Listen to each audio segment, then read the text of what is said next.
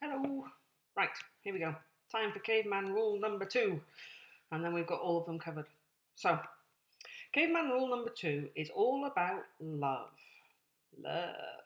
So, if your mother doesn't love you, in the animal kingdom, if you think about a baby animal, when it's born, if it doesn't bond with its mother, it will not survive. It has no chance of surviving. And in the caveman days, it was the same for us. If we were born and we didn't bond with our mother, then we would have no chance of surviving. And that same rule set is now carried forward into the modern day. So that we have what you might call a genetic predisposition, maybe I should call it something else that I can actually pronounce, to make everything that happens to us about love. Everything that we do and every response that our parents give us becomes about love.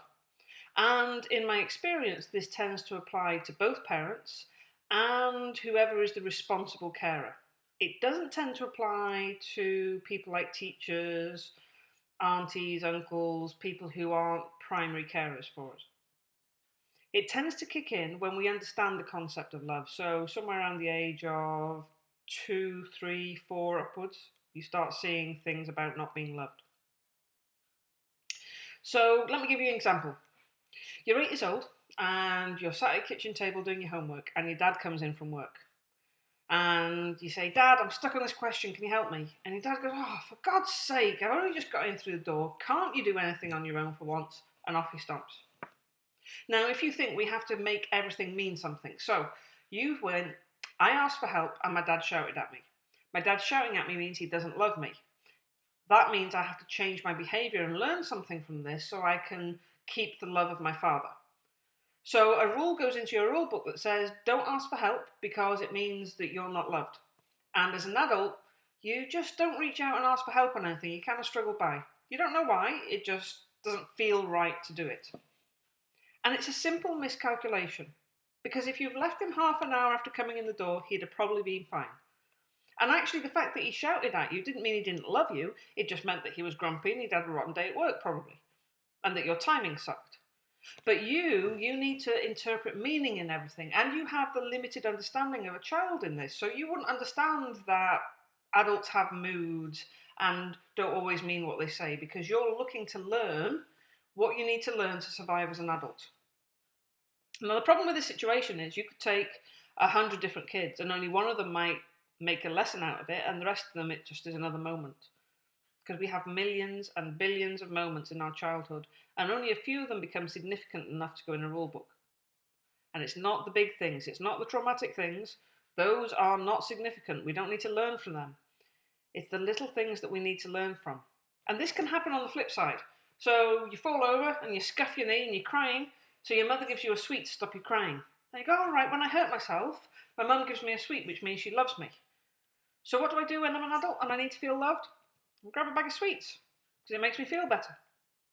These simple miscalculations are happening all the way through childhood because of this need to make something mean something. We're always looking for love. And as an adult, we look for things to provide us with that love, because we can no longer reclaim the love of our parents when we were kids. And actually, quite often, I see lots of clients who just have decided that they were unlovable because the behaviours of their parents were so bad that it made them feel they'd done something wrong and they'd done something to cause that. I had the same thing. I reached a conclusion that, I have a daughter and she's 6 years old now. I could not conceive of the idea of not loving her. There is nothing in this world that she could do that would stop me loving her. And I thought, well, if my parents didn't love me, then I must be pretty rotten to be able to end up in that situation. And it's only now, when I've had all the help I've had, that I can see that actually it was about the adults, not about me. Because we're all screwed up. I've said this before, we're all screwed up. So no matter how an adult behaves to a child, there is a need to connect a meaning to love when you're a child. Even if that adult is really abusive to the child, it doesn't matter. You still look for lessons for survival. You still have to survive no matter how badly the adult is behaved. And my first thought when I realised this was, oh my God, What about my daughter? She's connecting everything to love. And I tell her I love her all the time, but, is that enough? Kind of freaked me out. And then I realised what we can do with our children is we can break the conditional thing about love. We can't change our genetic programming, or I don't think so yet, but I'm working on that one. But we can remove the conditional element. And it's really quite simple. You just say, I love you even if. You don't say it when the bad things have happened or when the good things have happened or at bedtime. You say it all the time about anything. You make it impossible for your child to believe that there's anything they can do that will affect how much you love them. I love you even if you have tomato ketchup on your face and you look silly. I love you even if your hair's a mess. I love you even if you just farted and it stinks. I love you even if you just told me you hate me and I'm the worst mother in the world ever and you're going to move and live in with your best friend. She does that a lot, by the way. I love you even if I've shouted at you. I love you even if you've just broken something that I told you not to mess around with. I love you even if you're asleep. I love you even if you've just told a joke and it's making me laugh. And eventually, this will change things. And you'll be surprised because we do, if you're reasonable, tell your kids you love them. You assume that they know that. I had somebody who said they said that to their child after the child had been naughty, and the 5-year-old went, really? It's amazing. You can see, even with a 13 or 14-year-old, you can see their faces light up when you say, I love you even if. Because we are programmed to make these kind of rules about, if I change my behaviour, it will affect how much somebody loves me. Unfortunately, my daughter's a bit of an experiment because the I love you even if thing is untested, let's say that. But my daughter knows that I love her no matter what. She knows there is nothing she could do, nothing she could ever do that would stop me loving her. And we've had moments, everybody has moments, we've had big tantrum moments where she's been going ballistic at me.